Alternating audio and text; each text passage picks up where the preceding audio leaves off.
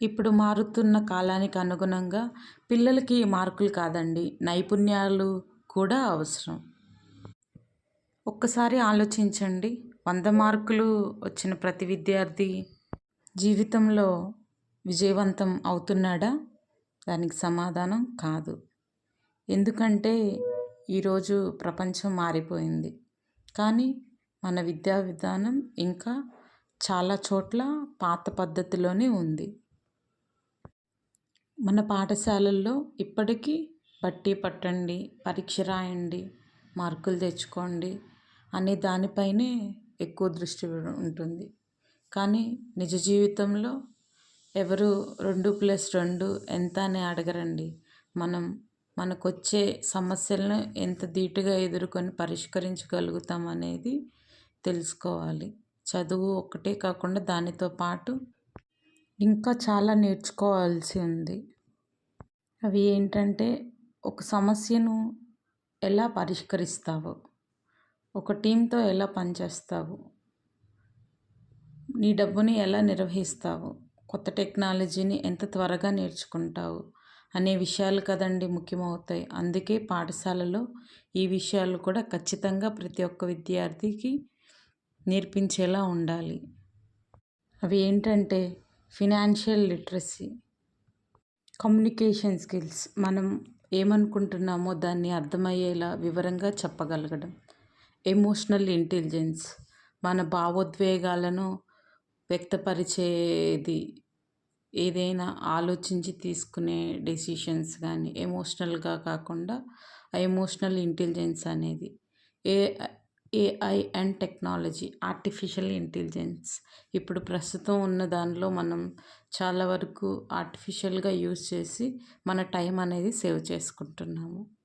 Critical thinking, విశ్లేషణాత్మకంగా ఆలోచించి ఒక విధానంలో మనకి ఉన్న వాటిల్లో డెసిషన్ తీసుకోవడం.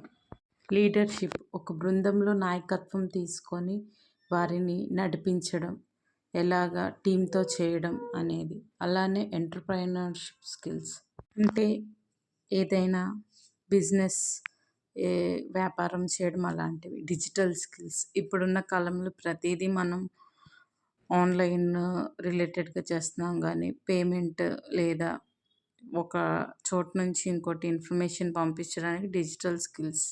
అలానే మెంటల్ హెల్త్, మన శారీరక ఆరోగ్యమే కాదండి, మన మానసిక ఆరోగ్యం అంటే కనిపించిన ఎమోషన్స్ గురించి కూడా తెలుసుకోవాలి. దీన్ని మెంటల్ హెల్త్ అంటారు.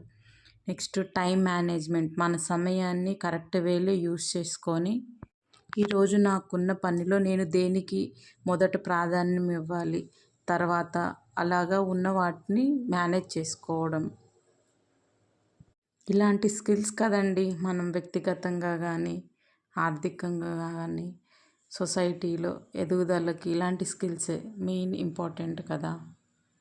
పిల్లలు పుస్తకం చదవాలి, అలాగే చెట్టు కూడా నాటాలి, బ్యాంకుకి కూడా వెళ్ళాలి, బడ్జెట్ కూడా తయారు చేయాలి, ఒక చిన్న బిజినెస్ ప్రాజెక్ట్ కూడా చేయాలి, టీమ్గా కలిసి పనిచేయడం, సమాజానికి సేవ కూడా చేయాలి. అదే కదండి నిజమైన విద్య.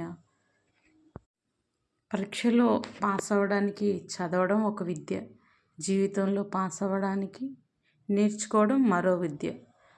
రెండూ అవసరమే. కాబట్టి భవిష్యత్తు కోసం మన పిల్లలకి పుస్తకాలతో పాటు నైపుణ్యాలను కూడా నేర్పించే సమయం వచ్చింది. దానివల్ల వ్యక్తిగతంగా అన్ని విధాలా ఎదుగుతారు. ఈ వీడియో ద్వారా మీ అభిప్రాయం ఏమిటి? మన విద్యా వ్యవస్థలో మీరు మార్చాలనుకునే ఒక విషయం ఏమిటి? కామెంట్లో చెప్పండి.